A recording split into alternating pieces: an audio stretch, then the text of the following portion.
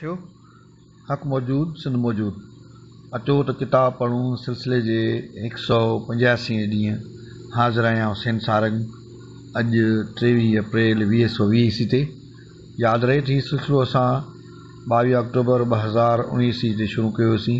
हिन सिलसिले में 8 किताब पढ़ी चुका आहियूं। 9 किताब जेको अभ्यास हेठि आहे उनजो उनवान आहे अंदर मुल अमल। ही किताब मोहतरम साईं हैदर अली लगारी साहब जो लिखियलु आहे, जेको मज़मून ऐं मकालनि ते मुश्तमिल। ऐं हिन किताब खे असां 15 अप्रैल ते पढ़णु शुरू कयोसीं। अॼु जंहिं मज़मून खे पढ़ंदासीं उनजो उनवान आहे रहमती देवी मदर टेरेसा। ही मज़मून जेको आहे हिन किताब जे 52 नंबर सफ़े खां 58 नंबर सफ़े ते आहे। रहमती देवी मदर टेरेसा इंसान ज़ात जो सभ खां अहम ऐं सभ खां अलमनाक मसइलो दुनिया जे 70% आबादीअ जे मसाइब ऐं महरूमनि जो मसइलो आहे। हिन धरतीअ ते आबाद इंसाननि में हर 100 माण्हुनि मां 70 खां वधीक माण्हू अहिड़ा आहिनि जिन खे ज़िंदगीअ जी बुनियादी ऐं अशद ज़रूरियात खां महरूम रहण ते मजबूर थियणो पियो आहे। अलाए कॾहिं खां ईअं थींदो आयो आहे। गबो ऐं अझो, इलाज ऐं तालीम, इंसाफ़ ऐं तहफ़ुज़ जो अहसास, उहे आहिनि बुनियादी घुरिजूं जंहिंजी तलब में सदिन खां इंसान जो जमहूर पाण पतोड़ींदो, ॻहंदो ऐं लोड़ींदो आयो आहे। मगर सदन जहिड़ा उहे 30% इंसान आमदनी जे ज़रियनि कुदरत तरफ़ां सभिनी इंसान लाइ पैदा कयल नेमतुनि ऐं उन्हनि जे वसीलनि ते कब्ज़ो जमायो वेठा आहिनि। ऐं न रुॻो एतिरो पर कमाल बेदर्दीअ ऐं बेशर्मीअ सां उन कब्ज़े खे पंहिंजो हक़ जितायो वेठा आहिनि।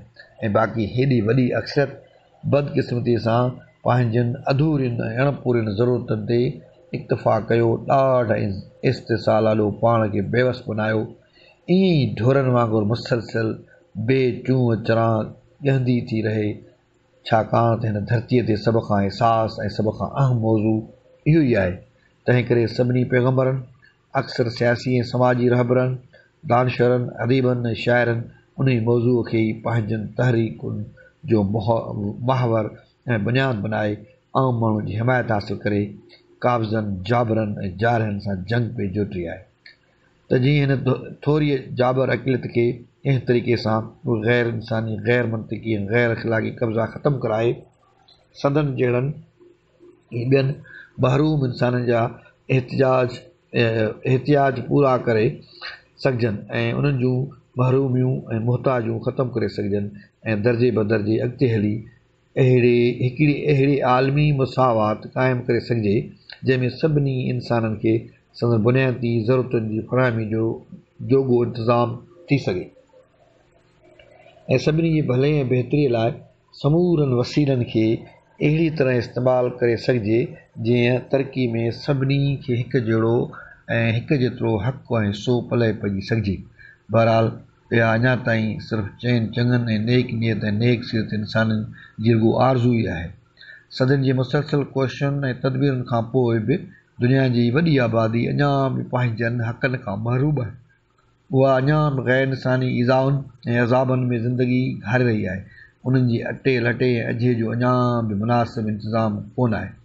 करोड़ों ई इंसान अॼु बि इल्मु, इलाज, इंसाफ़ ऐं आफ़ियत जे अहसास खां महरूम रहंदा था अचनि। एॾे सारे आलमी पीड़ा जे बावजूदु आस ऐं आथत जी हिकिड़ी सूरत सिर्फ़ु इहा ई आहे त के ॻाण ॻणिया इंसान पंहिंजो पाण विसारे पंहिंजी अना, पंहिंजो मुफ़ाद, पंहिंजो सुख, बल्कि पंहिंजो सभु कुझु पुठियां वराए इंसाननि जी हिन पीड़ा जे सागर में काहे था पवनि ऐं ॿियनि जो ॾुख, ॿियनि जी पीड़ा, ॿियनि जी महरूमी ऐं मुसीबत पंहिंजी सम्झी वॾे अज़म, वॾे हौसले ऐं बेअंदाज़ ख़ुलूस सां माण्हुनि जी चाकरी ऐं परघुर लाइ पिण में कुॾियो ऐं काहियो था पवनि ऐं वापसी में न उजरत घुरनि ऐं न शुक्रे जा लफ़्ज़।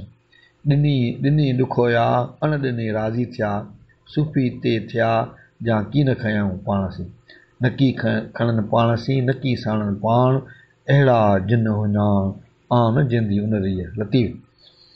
असां बि अॼु अहिड़े ई वाजिबुल एतिराम ऐं बरगुज़ीदा शख़्सियत जो बरकतनि भरियो ज़िक्र कंदासीं जंहिं सरासर पंहिंजी ज़िंदगी ॾुखियल ऐं ॾुतड़ियल इंसाननि जे ॾुखनि खे सुखनि में बदिलण लाइ वक़फ़ करे छॾी आहे। 70 वरनि जी हीअ ज़ईफ़ुल वजूद अज़ीम औरत मदर टेरेसा पंहिंजी उमिरि जे 12 साल खां वठी ख़ुदा जी मख़लूक जे बेलोस ख़िदमत जी भरपूर जज़्बे सां अमली राहुनि ते पंहिंजे मुक़दस क़दमनि सां मुसलसिल हली रही आहे। मगर हैरत आहे त दुनिया वारनि खे संदसि ख़बर तॾहिं पई जॾहिं आलमी इदारे यूएनओ तरफ़ां खेसि नोबल इनाम क़बूल करण जी आछ थी। मुंहिंजे इल्म में त नोबल इनाम यूएनओ जो न हूंदो आहे, पर साईं रियाई साहिब हिते लिखियो आहे इन शइ खे जाचणो पवंदो। संदसि ख़िदमत ख़ल्क़ जे उन ख़ामोश जज़्बे खे सलाम आहे। असां तारीख़ में माण्हुनि जी भलाई लाइ पाण पतोड़ण वारनि जा ॿिया बि काफ़ी मिसाल पढ़िया आहिनि। इंग्लैंड जे मिस नाइटिंगेल जॾहिं बत्ती हथ में खयो आधीअ मांझीअ ज़ख़्मनि जी मलम पटी करणु ऐं संदन ख़बर लहण लाइ वटां लंघंदी हुई त हर हिकु ज़ख़्मी संदसि वजूद खे आसमानी फ़रिश्ते जे नज़ूल खां घटि कीअं सम्झंदो। बसरे जी बीबी राबिया लाइ चयल आहे त उहे जनून जी कैफ़ियत में हिकु दफ़े ॿार रस्ते ते हिकु हथ में पाणीअ जो लोटो ऐं ॿिए में बाहि जो उलो खणी निकिरी आई ऐं ईअं चवंदी वते आउं दोज़ख जी बाहि खे हिन पाणी सां विसाइणु ऐं बेश्त खे हिन बाहि सां साड़णु थी वञा त जीअं माण्हू बेश्त जी लालच ऐं दोज़ख जे डपु खां इबादत करणु छॾे ॾियनि ऐं सिर्फ़ु हक़ जी राह में पंहिंजा अमाल आछीनि। साॻी बीबीअ खां जॾहिं हिकु भेरे संदसि कंहिं अक़ीदनि पुछियो हो त शैतान मतिलबु अव्हांजी राय कहिड़ी आहे त पाण फरमायो हुअईं मूंखे रहमान जे रहण ऐं सोबत मां वांदकाई नसीब कान थिए जो आउं खणी शैतान मतिलबु का तहक़ीक़ करियां। पर मदर टेरेसा जो मिसाल आलमी इंसानियत लाइ हिकु चैलेंज आहे, अहिड़ो चैलेंज जंहिंजो को नज़ीर न आहे। हूअं त हर मुआशिरे में इंसानी ख़ुलूस इंसान दोस्ती ऐं ख़िदमत ख़ल्क़ जा मुख़्तसर ई सही बहरहाल के किरदार कम कंदा नज़र ईंदा आहिनि, मगर जाइज़े ऐं तज़िये खां पोइ उन थोरनि मां बि केतिरनि मुतलक़ इहो वाज़िह थींदो त कनि जूं ख़िदमतूं पंहिंजे क़बीले ऐं क़ौम ताईं महदूद हूंदियूं। कनि जो ख़ुलूस कंहिं हिकु नस्ल ऐं हिकु मुल्क जे सरहदनि लाइ वक़ुफ़ु हूंदो। कनि जी क़ुर्बानी कंहिं हिकु अधु मौसम खां वधीक अॻिते कान हली सघंदी।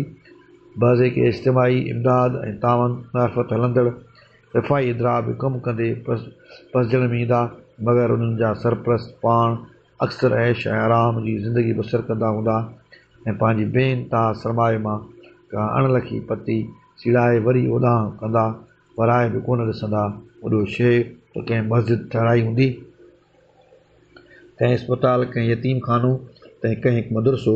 इनफ़रादी तौरु इज्तिमाही तौर ते माण्हुनि तरफ़ां कार ख़ैर में उन क़िस्म जी शमूलियत ॾिसबी पसबी आहे, मगर छा कजे जेके 10 दुनिया 70 आख़िरत वारो वाइदो ऐं अक़ीदो विच मां कढी छॾिजे त शायदि उहे सभई ख़ैरातूं ऐं सखावतूं बन ग़ाइब थी वञनि। या इमाम गज़ालीअ जो रिया वारो बाब उन्हनि सखी मर्दनि जी नेकिन सां लॻाइजे त शायदि मुश्किल सां को हिकु अधु शख़्स वञी बाक़ी रहे जेको सचाई ऐं ख़ासि इंसान दोस्तीअ जे इन कसोटी ऐं आज़माइश मां सालिम निकिरी सघे। असां अहिड़ा माण्हू त रोज़मर्रा पिया ॾिसूं जेके ख़ैरात जी हिकु देग लहिराए ग़रीबनि खे बल्कि बुखियनि खे खाराए बस था कनि त के ॾींहं हिननि जो वजूद निवाशी सरूर खां आजो कोन थो थिए। ईअं इंसानियत जे दर्द खां सुम्ह दुन ख़ाली ऐं सखणा माण्हू पंहिंजी नमाश ऐं नाले ख़ातिर ख़र्चु कयो, चंदा ॾियो, पाण खे ख़िदमत ख़ल्क़ जी फ़रस्त में शामिलु कराईंदा ईंदा आहिनि। अहिड़नि माण्हुनि जूं इबादतूं, सखावतूं, ख़िदमतूं ऐं ख़ैरातूं दरअसल सभु पंहिंजे ई नफ़्स लाइ हूंदियूं आहिनि। इंसाननि जी अना ऐं ख़ुदी संदसि सभ खां वॾो बुत आहे जंहिंजी हू पूॼा करे थो। उहो ख़ुदा जी ओट में बि दरअसल पंहिंजी अना जी बंदगी करे थो। जंहिं पंहिंजी अना जी इन जे बुत खे भञी बोरा करे पाणपणे मां पाण खे आजो करे ख़ुदि फरामोशीअ जी कामयाबु मश्क करे ऐं पाण खे नरवाण बख़्शियो आहे, उहो ई हक़ीक़ी राहबर बि थी सघे थो, ख़ल्क़ जो ख़ादिम बि बणिजी सघे थो ऐं माण्हुनि जे मुस्तक़िल ऐं मुसलसिल तस्कीन जो बास बि बणिजी सघे थो। असांजी मदर टेरेसा बि धरतीअ जे उन्हनि अज़ीम इंसाननि मां आहे जिन निसार खे पंहिंजी ज़िंदगी जो मक़सदु बनायो ऐं रंग नस्ल क़ौम ऐं मुल्क हता कि मज़हब जे इम्तियाज़ खां सवाइ इंसान ज़ात जी भलाई नामूस ऐं ख़ुशहाली जी ज़िमेदारी पाण ते अमार कई आहे ऐं वॾे हौसले बेमिसाल ख़ुलूस ऐं बेनज़ीर अमली ख़िदमत जे हिकु सिलसिले सां निभायो आहे। को वॾो मुफ़ाद ऐं मुनाफ़ो न, तॾहिं बि पंहिंजो सुख पंहिंजो आराम ख़िदमत ख़ल्क़ जी हर नंढे वॾे कारकुन खे प्यारो हूंदो आहे ऐं जेसि ताईं उहो जाइज़ हदनि अंदरि आहे उन में का कबात बि कान आहे, मगर ईसार ऐं पाण विसारण जो अहिड़ो आदर्श तारीख़ शायदि हिन खां अॻु रिकॉर्ड न कयो हुजे। क़ाबिल सद एतिराम हिन आला शख़्सियत जो ई कमाल ई पंहिंजे लेखे लासानी आहे जो संदसि में कमु ई उहो आहे त हू गंदियुनि घिटियुनि ग़लाज़तनि सां भरियल तमंगनि ज़द इलाइक़नि में वञी यतीम ॿारनि बेवान ऐं लावारस मरीज़नि ऐं कोड़ियुनि खे ॻोल्हे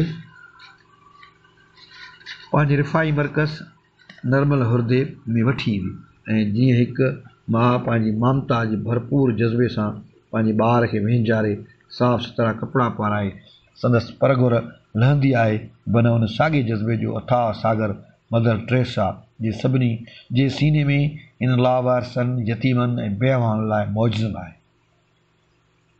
मदर टेरेसा चए थी, ही ज़ईफ़ लावारस मरीज़ घिटियुनि में पंहिंजा पसा पूरा कंदा रहनि था ऐं माण्हू उन्हनि जे भर मां लंघंदा रहनि था पर उन्हनि ॾांहुं नज़र खणी निहारण बि गवार नथा कनि।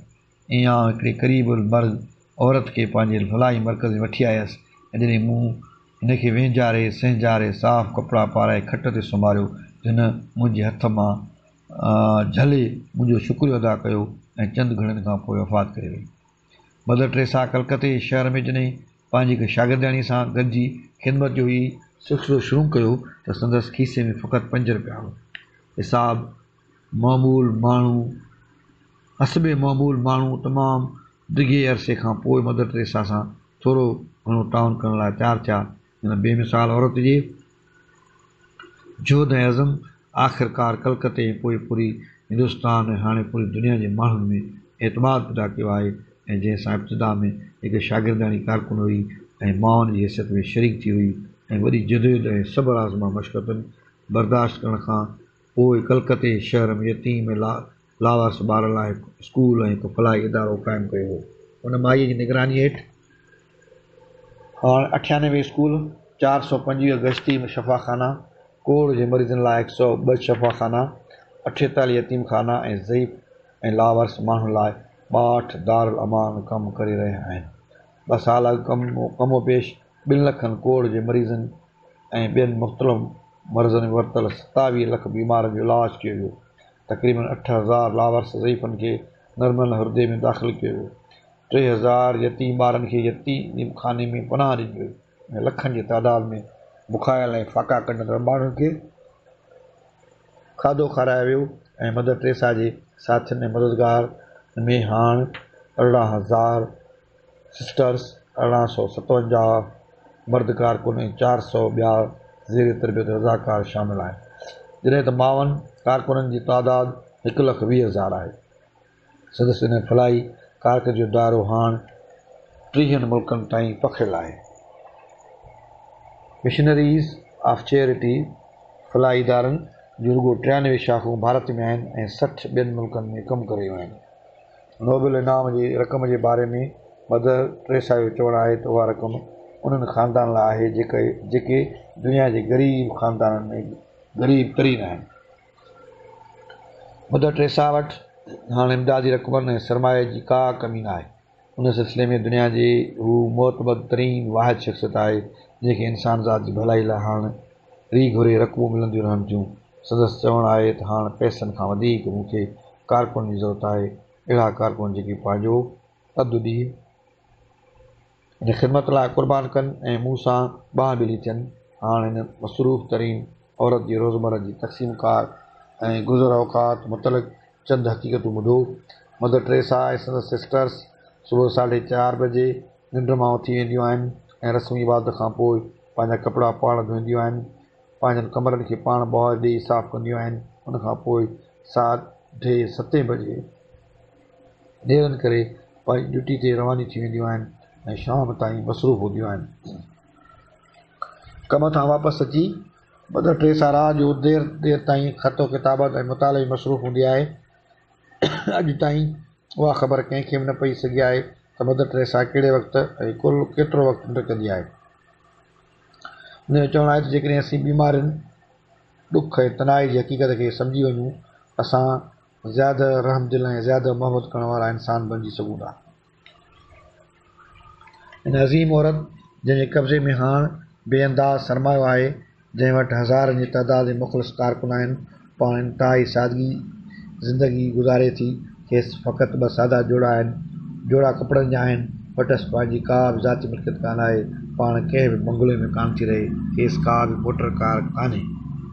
नीरे किनार सां सफ़ेद साड़ीअ में मलबूस हीअ रहमत जी देवी न रुॻो कलकते लावारिस मरीज़नि, यतीमनि, मिसकीननि ऐं बेवाहनि जी ज़रूरियात ज़िंदगी लाइ ॾींहुं राति हिकु करे बेलोस चाकरी ऐं बेग़र्ज़ ऐं बेअजरत ख़िदमत करे दुनिया वारनि लाइ इबरत ऐं हैरत जा मौज़ू खोले छॾिया आहिनि। मगर हाणे त दुनिया जे ॿियनि केतिरनि मुल्कनि जा ॾुखियल ऐं ॾुखियल इंसान बि संदसि आगोश रहमत में सुख ऐं इज़त जो साह खणी रहिया आहिनि। सदियुनि खां पोइ हज़रत ईसा जे रूह खे हाणे सुकून हासिलु थियो हूंदो जो संदसि सॼल मिशन जी तकमील थी रही आहे। इंसान जेकॾहिं सचाई सां कहिड़े बि ॾुखे ऐं बग़ैर अणथियणे कम जो इरादो करे त 1000 रुकावटुनि जे बावजूदु हू पंहिंजी सोचियल मनसूबे में ज़रूरु कामयाबी हासिलु करे थो। मदर टेरेसा उन ॾिस में हिकु जहिड़ो जॻंदो अज़ीम आदर्श आहे। हिन वाजिबुल तहज़ीम माउ लाइ नोबल इनाम को बि एज़ाज़ न आहे। पाण नोबल इनाम खे क़बूलु करे उनखे एज़ाज़ ॾिनो अथई। अञा अॻाऊं पहिरियों पब्लिकेशन पार फुलेली, हैदराबाद सिंध, सेप्टेंबर 1980 ईस्वी में छपियल। अंगखर हमवतन फेबरवरी 1980 ताईं वरितल आहिनि। अॼु पढ़ियोसीं मदर टेरेसा जे हवाले सां मज़मून जेको साईं हैदर अली जो लिखियलु आहे संदसि किताब अंदर मुल अमल में, ऐं उनजो उनवान हुयो रहमत जी देवी मदर टेरेसा, साथ सलामत सिंध सलामत, सेन सारंग घोटकी सिंध। थियो हक़ मौजूद सिंध मौजूद। अचो त किताब पढ़ूं सिलसिले जे 185 ॾींहं। हाज़िर आहियां सेन सारंग। अॼु 23 अप्रैल 2020 ईस्वी ते।